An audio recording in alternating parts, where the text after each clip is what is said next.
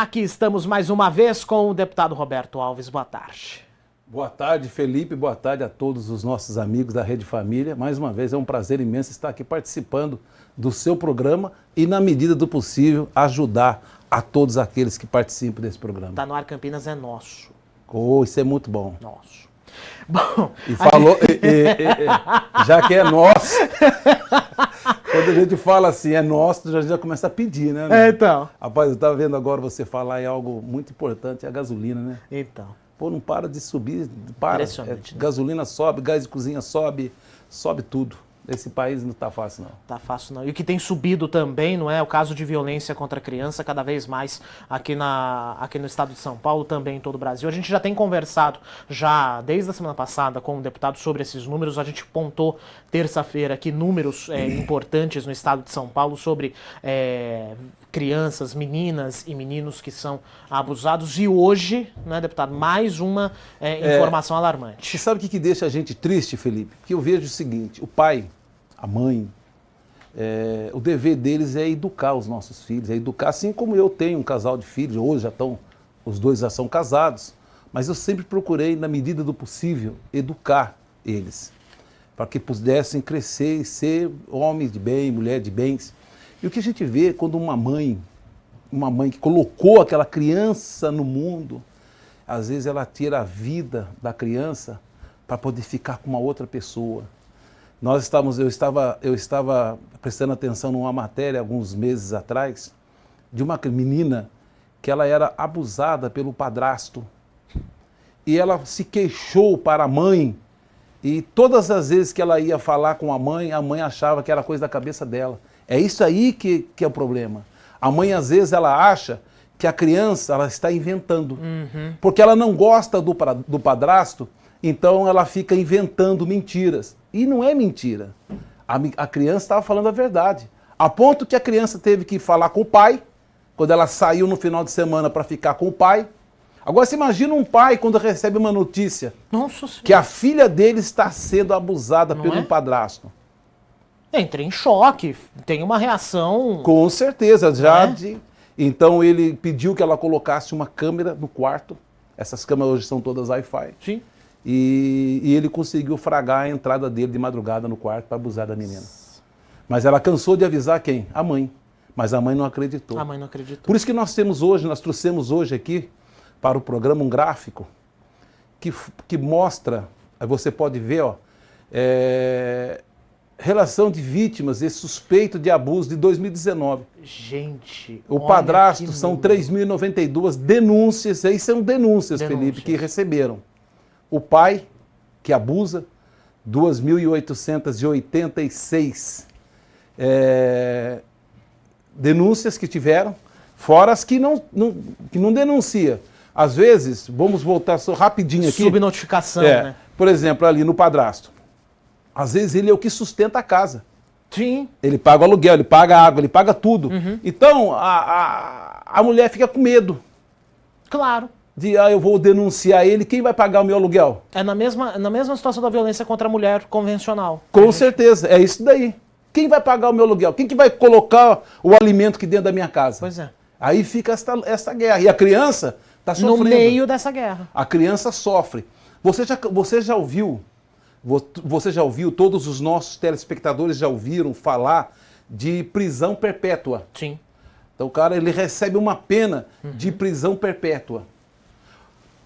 A pessoa que abusa de uma criança, a pena que ele recebe não é perpétua, é uma pena leve.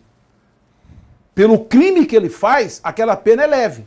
Que poderia ser uma prisão pesadíssima, mas ele recebe uma pena leve. Eu concordo. Isso quando vai preso.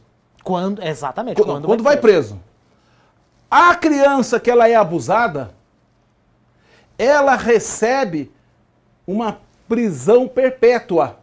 Ela vai carregar aquela marca no corpo dela pro resto da vida. O resto da vida. Física, psicológica, tudo. Eu atendi uma senhora agora, foi quarta-feira, aqui em Campinas. Eles pedindo socorro, pedindo ajuda. Eu vou até gravar uma matéria com o filho dela, que a menina é filha dele. Já não é criança. uma adolescente no ônibus, aqui em São Paulo. Nós vamos gravar uma matéria com ele, no ônibus. O rapaz, o sujeito encostou na menina, não, dentro do ônibus. Ele não ejaculou na menina? Meu Deus. Dentro do ônibus. Meu Deus. Aí dizem que pegaram ele lá, deram um couro nele, ele foi preso, mas que já queriam soltar. Isso que é o pior, né? Isso aí que é o pior. Isso que é o aí que pior. deixa a gente nervoso, me deixa irritado. Não só você, todos nós, né? Todos nós. Eu perco o controle diariamente aqui no programa.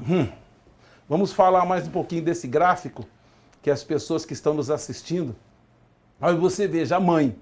A mãe que é para cuidar, para dar o exemplo. Me surpreende, inclusive. Me surpreendeu. Achei que mãe ia estar mais... mais lá na ponta. Mais lá na ponta. Lá na ponta. Pois é, me aqui. surpreendeu. A mãe é 2.133. Tio, 1.307. O vizinho. Por isso que nós temos que ter cuidado quando nossos filhos vão na casa do vizinho, dorme na casa do vizinho, cuidado. Gente, nós não podemos colocar todo mundo na mesma balança. Claro que não. Tem padrasto que ele é melhor do que o pai.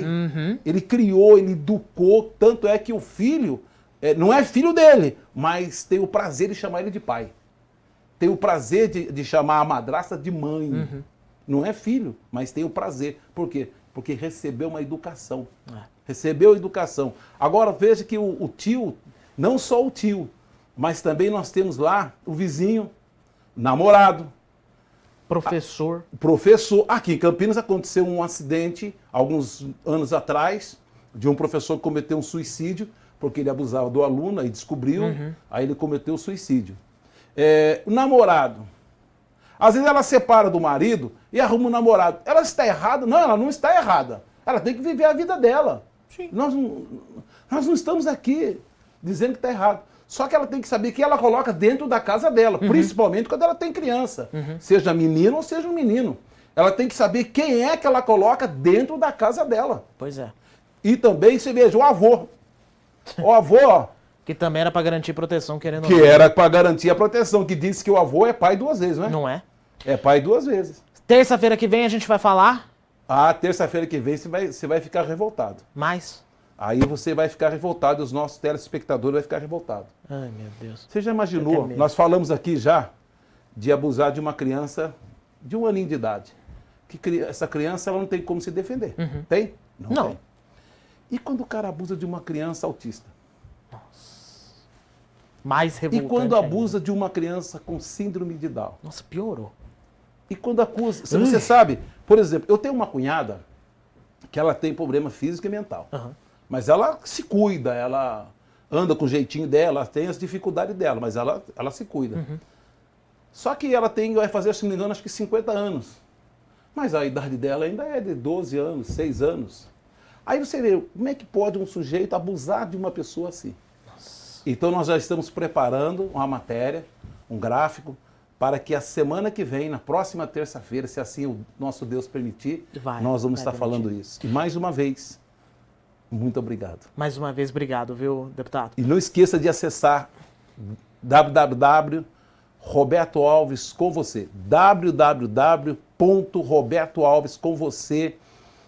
Você vai ter todos lá, tudo que você quiser sobre o abuso e a exploração sexual de crianças e adolescentes. Estamos juntos, Felipe. Tamo junto, até terça. Até terça. Um abraço. Um abraço. Bom fim de semana. Você também. Terça-feira nós vamos vir de cinza? Camisa Pode branca? ser, pode ser. Cinza e camisa branca? Era pra você ter vindo de azul hoje. Rapaz, hoje eu errei. Hoje eu errei. Tudo bem. Então nós vamos fazer o seguinte, Tá. terça-feira. Essa semana foi tudo esquisita, então a semana que vem a gente acerta. Um abraço, Deus abençoe Um a todos abraço. vocês. Um ótimo final de semana. Você também, deputado.